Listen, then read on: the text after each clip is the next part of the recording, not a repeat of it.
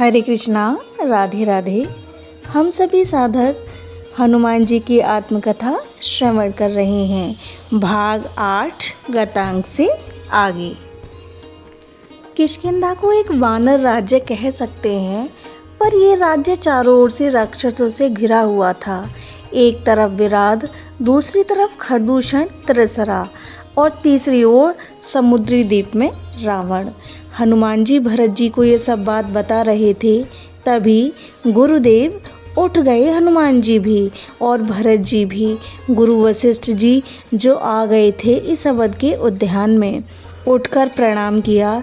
दोनों ने गुरु वशिष्ठ जी को, मुझे महामंत्री सुमंत्र ने बताया कि पवनसुत अपनी आत्मकथा भरत को सुना रहे हैं, तो सोचा 2 घड़ी समय मेरे पास भी है, क्यों न पवनसुत की कथा ही सुन लूं।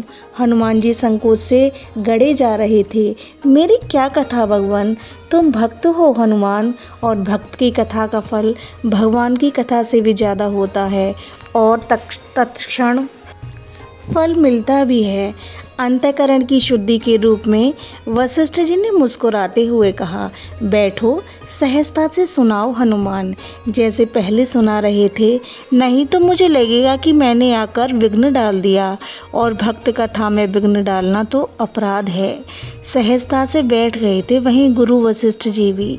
हनुमान जी ने प्रणाम किया गुरु वशिष्ठ जी को और आगे की बात बताने लगे। बहुत खतरनाक था बाली, चारों ओर राक्षसों का साम्राज्य रहने के बाद भी ये बड़े बड़े राक्षस भी बाली से डरते थे।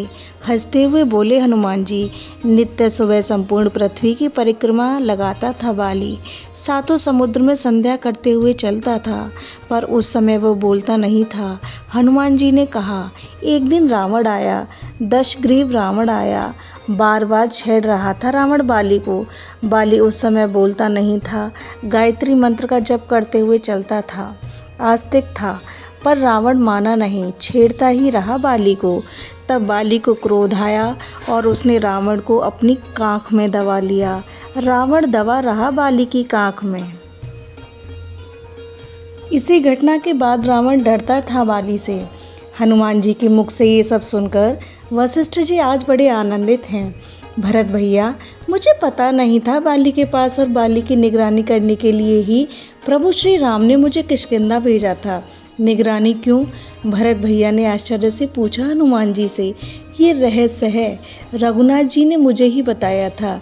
क्या रहस्य हनुमान? भरत जी आश्चर्य से हनुमान जी की ओर देख रहे हैं। वशिष्ठ जी मुस्कुरा रहे हैं। गुरुदेव, आपको तो पता है ना? हनुमान जी ने हाथ जोड़कर पूछा गुरु वशिष्ठ जी से। मैं रघुकुल का गुरु हूँ, मुझे पता नहीं होगा? बाली के पास इस रघुकुल का मुकुट था, उसने जबरन अपने पास रखा हुआ था, वशिष्ठ जी ने कहा। हनुमान जी ने कहा, मेरे स्वामी रघुनाथ जी ने इसलिए मुझे किष्किंधा भेजा था। उस मुकुट के बिना कोई कैसे राजा बन सकता था रघुकुल का? पर हमारा मुकुट उस बाली के पास गया कैसे? भरत जी का प्रश्न सही था। हनुमान जी एक प्रसंग सुनाने लगे थे। देवासुर संग्राम में देवताओं को विजय दिलाकर विमान से लौटकर आ रहे थे चक्रवर्ती दशरथ जी और माँ कैकेयी। किष्किंधा के ऊपर से होकर जा रहा था महाराज दशरथ जी का विमान। तभी बाली ने रोक दिया महाराज के विमान को। ओह, ये तो बाली है।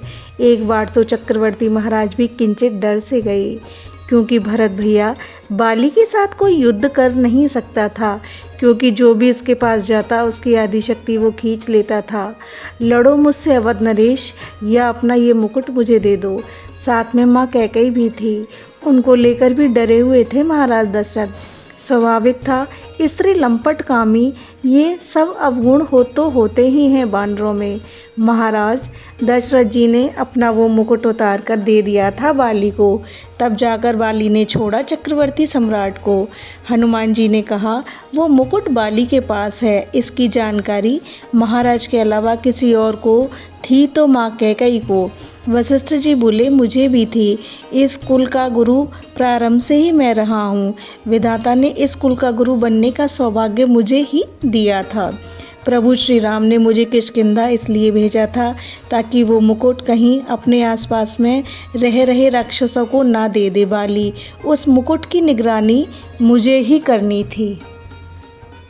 पर मुझे बाली अच्छा नहीं लगता था क्योंकि अहंकार इसमें बहुत था और सबको दमन करके रखने की वृत्ति थी इस बाली की। कैकेयी माँ गलत नहीं थी भरत भैया। उन्होंने प्रभु श्री राम को वनवास में इसलिए भेजा था ताकि बाली का वध करके उसी रघुकुल के मुकुट को प्रभु ले आए। अभी जो मुकुट था वो तो नकली था, झूठा था। असली मुकुट तो बाली के पास है, इसलिए वनवास के बहाने से कैकेयी ने बाली के पास ही भेजा था। पर प्रभु श्री राम ने मुझे पहले ही भेज दिया किष्किंधा में। किंतु भरत भैया, मैं ज़्यादा समय तक बाली के पास में नहीं रह सका। मुझे वो अच्छा नहीं लगता था। हाँ, मुझे सुग्रीव पसंद आई। वो कमज़ोर हैं तो क्या हुआ, पर सरलता है, भोला है। हनुमान जी ने कहा, पर आप ज़्यादा समय तक बाली के पास में क्यों नहीं रहे? हनुमान जी ने भरत जी के इस प्रश्न पर कहा, क्योंकि सुग्रीव और बाली का पहले जितना प्रेम था, किसी कारणवश शत्रुता भी उतनी ही गहरी हो गई थी। अगर एक दूसरे मिल जाते तो मार ही देते। भरत जी कुछ देर सोचते रहे, फिर बोले, हनुमान एक बात बताओ, आधी शक्ति खींच लेता था लड़ने वाले की बाली, पर पवनसुत तुम भी पराजित नहीं कर पाते क्या बाली को? तुम्हारे अंदर भी असीम शक्ति है, अजय हो, पर तुम्हारी भी शक्ति खींच लेता था बाली, है ना?